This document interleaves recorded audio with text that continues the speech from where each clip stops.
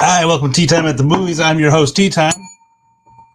Got a great show for you guys this week. Saw three movies. We got Nobody 2, Americana, and the Grateful Dead concert movie. I'll let you know if these movies are worth seeing or not. Before you spend, I think I saw the average of the tickets like around $12 or $14. My gosh. A lot of money to spend. The thing I saw was the Superman comparisons of the box office gross and compared ticket sales and ticket prices. Just shocking. Hasn't even sold half the amount of tickets. Superman from the reboot, a decade ago or so. But enough about that. That's streaming now on Friday. If you want to go see Superman, just go ahead and stream it on HBO, I'm sure. Or not HBO, but it's video on demand, I guess. But let's go. Let's get to the movie. Welcome to the show, everybody. Bam, banner. But we're going to change that right away because the first up here, we got Nobody 2, the action movie sequel to the Nobody. Came out 40 years ago, 2021, I think it was. So Nobody 2, rated R, about hour 29 minutes, perfect length. Director Timo, I don't know how to say that, Tiha Janto. Looked like the only thing I saw VHS 2, a couple of the VHS movies. I don't know if I've seen those, but the screenplay by Aaron Rabin looked like he had written on Jack Ryan, the show on Amazon. And the original writer of the writer of the Nobody was credited as well, but probably just for the characters. He did not write this. But the plot for Nobody 2, pretty simple action movie. Follows a lot of those basic plots. If you've seen any, Bruce Willis movie, pretty much that. Plot: Hutch is back, and this time he's on vacation. He's taking his family with him, and but trouble catches up with him even on vacation. So that's kind of the simple plot for this movie. Let's see the cast. Bob Odenkirk is back as Hutch. His wife is back. Everyone's back from the original movie, or at least the family side. Christopher Lloyd as the grandpa. Connie Nelson as Becca, the wife. Let's see here. John Ortiz plays Wyatt. The RZA's back as Harry, brother. Sharon Stone plays the villain in this one. She plays Landina, very psychopathic lady in charge of, drug cartel and things like that. And Colin Hanks as the sheriff of the town. He was particularly good. So you guys want to know, this was a T-go-see. This was a simple action movie. Didn't stray away from too much plot, groundbreaking stuff with the plot. It's a fun action movie. Just turn your brain off, go see it. Let's see some of the positives I had written down here. The plot moves and doesn't stop to ask questions, even though they do explain pretty much everything that happens in the plot. It keeps moving, baby. Doesn't stop. The action was decent. They use a kind of a shaky cam to hide a lot of stuff, which, a night scene with the RZA as a ninja hides a lot of not quality action, but it was okay. They kind of try to recreate the bus scene from the original, the first one, which takes place on a duck boat this time with an elderly couple and the boat driver, which not as good as the first, but, a decent job. Pretty gruesome violence, a lot of blood, a lot of bullets. The kids' bad acting. The kids weren't very good in this. They had kind of a major role in it. Well, the son did, but they're bad acting. The daughter wasn't really in it. How old is Bob? He's 62. I looked it up, but my gosh, him beating up guys a third of his age, kind of gets worn. The beginning isn't really part of it, but there's a fight action scene in that, and I guess the experience, right? Soldier, that movie Soldier, who was better, the old and experienced or young and strong? The old in this one. 4 years is a little longer in between movies here. What took so long to make? COVID, I guess, but wasn't too much going on here. It was filmed at like a water park and some other, simple settings. I don't know what took so long. Maybe to get everybody on the cast going. And when they go back to the first, there's a couple of flashbacks. You realize that it's pretty much the same plot as the first one. I'm not gonna really spoil anything for you. If you saw the first one, you've basically seen this, but it takes place on vacation. Some of the more positive notes here. Colin Hanks was really good as the villain sheriff, as the evil sheriff, however you want to describe it. He was really, but you give him some, motivation, he can really bite into a role. He was, gravelly with the beard and stuff. He was good. He was kind of an asshole, good as an asshole. He should do more villain roles. He's always just like the friendly guy, like Tom Hanks, right? Has Tom Hanks ever been a villain? I don't know. Maybe in real life. But in movies, Colin Hanks, I can't think of it. He's in Fargo. No, he was a good sheriff in that, or a good cop. I can't really think of it, but he should do more of it. He was good. Good acting for what this was, an action, hour and a half, you're in, you're out. Boom, you eat your popcorn, you eat your drink, you're done. You don't have to really think about it. Some funny moments, decent action, of everything that came out this weekend. This was definitely a T go see. All right. Next up here, we got Americana. This is rated R, hour 50 minutes. It was listed on IMDb that 2023, so maybe this has been sitting in the cans for a while. After you see it, you might feel or see why. This was director, writer combo Tony Tost. He looked like he was involved with the Poker Face TV show on Netflix or wherever that show was. So the plot is all the characters are intertwined in a Native American Lakota ghost shirt that is worth a lot of money, as a lot of the characters figure out. And most of them will do anything to get it. And, calamity and everything that could go wrong, can go wrong, does go wrong. I won't spoil anything. Not much to spoil.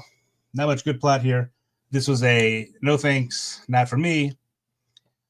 This movie wasn't terrible, but it isn't anything you haven't seen before. This was a Coen Brothers movie, a Dollar Tree, a discount version of their movies. It even had a Townes Van Sant song at the beginning. Not that that's a bad thing, but just because the Coen Brothers put a Townes Van Sant movie in The Big Lebowski doesn't mean everyone that wants to be a Coen Brothers movie like director needs to do that.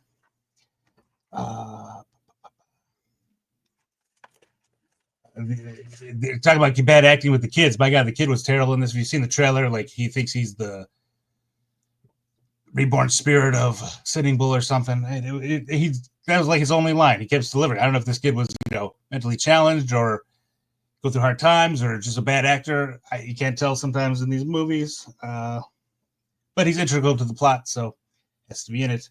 The plot was too convenient. And I won't spoil any the murders or anything, but like murder means nothing to these people. Maybe the guy hired to steal the coat, he's an evil guy, so maybe he murders, but every single person murders in this movie, and like they have no qualms about it. I won't reveal who gets murdered, who lives, who dies, but a lot of murder in this. They don't seem to care. This was some of the good. Sydney Sweeney was really good in this. She had some characterization in this. Her acting was pretty good, not just because she had a stutter, but she seemed to think out her character. Paul Walter Hauser was really good in this. They're kind of intertwined in their story and involvement in this, and they had a pretty good love story going. Pretty believable. The bad Halesley. Oh my God! I mean, she's not a terrible actress, but isn't she like a singer? I'll give it to her. She did deliver all her lines as written, but it felt, written and delivered, if you know what I mean. It didn't feel like acting, really. But not that she was terrible, but just the wacky plot with her and her backstory later on the movie. I won't reveal that, but what happens with her and her family. Just, it was not believable. The calamity that happens and the things that ensue. Let's see what my notes here. What else I wrote? No one else was in the theater. I saw it Thursday. I was all alone in a huge, maybe 300 seat theater. So I guess if you really care, leave now. I'm going to give you some spoilers here. Halesley's backstory: she has like a religious father, and they're all dressed in like Mormon dresses, all the wives and the sisters and things like that, which isn't really explained, but it's all like insinuated that it's a strict house and uh, just that whole plot. Like the women in the first moment, I guess they get to have a gun in their hands, they just start murdering all the men in the house uh, that they build a life with and families and things like that. Just that moment, they'll just murder their husband and sons and things like that. In the big shootout at the end. Like, wouldn't you want to kill the people that are trying to murder you before you start murdering the men in the house? That didn't make too much sense. During the firefight, one of the henchmen calls them Indians because they are Indians, they're Native Americans. And when the guy corrects him, he goes, "They're Native Americans." Like, my God, like henchmen wouldn't care about that, and you wouldn't stop in the middle of a gunfight to correct someone's pronouns. So I guess this was made a couple of years ago. If that's the big thing, just skip this movie. This was bad. Don't see it. I guess, yeah. Nothing. I mean, it was well shot. The music was pretty good. Just the acting in the story just was unbelievable. The way that it unfolds and the way everyone wants this coat and they're willing to murder. Like the guy hires a henchman to go steal the coat at a dinner party. And then they just get there. There's like, 5 or 6 people at the dinner party. If you've seen the trailer, it's the bald guy talking about the coat that they steal it from. And then they don't even wait for like the party to end. They just barge into the house and murder everybody and steal the coat. Like, oh my God, like, don't you think the coat's going to get hot with like, going to get police involved and things like that? I didn't really see any police in this whole movie. So maybe it was just bad. Don't see it. Not logical. Just Halesley, the last movie I saw her in, she was like her own produced movie, like some sort of fairy tale. And, she was pregnant and she got naked. It was amazing. It was like an hour long. I didn't even know what it was. I saw it in IMAX. Just her big breasts, her big titties, pregnant titties on IMAX. It was great. Not this. Skip it. See that other thing. I think it's online. Naked. Pregnant, if you're into that. Halesley. I forget what it's called, but I think about it often. So skip it. Next one here. The Grateful Dead. Some deadheads out there. Let's pull it up here. This, I'll just start off. This was a T-go-see, definitely. I mean, if you're into like concert movies, this is just a re-release, basically, of their concert. I think it was from 1974 or something, but the movie released in 78, 77, somewhere around there. This seems to be like some sort of meetup. I don't know if it was a Fathom event, but I loved it. I've been getting into the Dead recently. I guess I'm a Deadhead. I'm a Jerry fan. You loved him in Half Baked. That's what I really knew from. But I've been listening to their music a lot. I don't know how they weren't more popular. They're popular now, but they're all dead. This was 2 hours, 32 minutes. The actual concert and movie, a lot of interviews with the people in line, the security guards, with the band a little bit. This was just a lot of fun. If you're into the Dead, into rock and roll, go see this movie. This is definitely a T go see. If you like the Dead, if you like live concerts from the 70s, if you want to know more about white culture, perfect movie for you to learn about. This is totally white culture. The only black people I saw in this were the security guards or police. This is real life. This is a documentary. Or if you like, watching scantily clad women, dancing with a lot of arm dancing, in concert, they cut to them every few minutes. It was pretty nice. These women do not believe in bras. That goes all the way back to the 70s. Right. So this weekend, there was another couple of movies I didn't see. I'll try to see them this weekend. Like Eli Roth presented something, but that looked pretty bad. Some alien movie, looked pretty low production.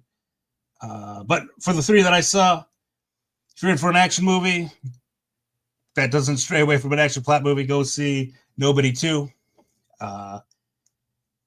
Grateful Dead live concert. Not everyone's going to want to watch that, but I enjoyed it a lot. If you love the Dead, I mean, it was a lot of their best songs, the greatest hits. And they're all young, in the 78, 74, whenever that was shot. Jerry looked great.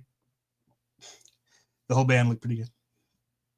Or if you're on a date and the other person's never seen a Coen Brothers movie, I guess you could take them to the Americana. Nothing terrible in it, but nothing great. Nothing you haven't seen before in a Coen Brothers movie. Shot like a Coen Brothers movie.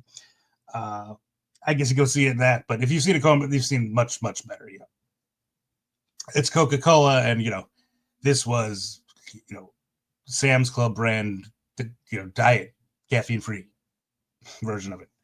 Nothing that you'd want to, you know, want to drink, but you can still go down with, you know, take it down. So that's all I got for you this weekend. I'll try to watch that My Mother's Wedding that came out low. It's already down to like 1 or 2 screenings a day from what I saw. But thanks for tuning in here. Remember that the T stands for truth, and that's a guarantee. I'll see you guys next time. Thanks for watching.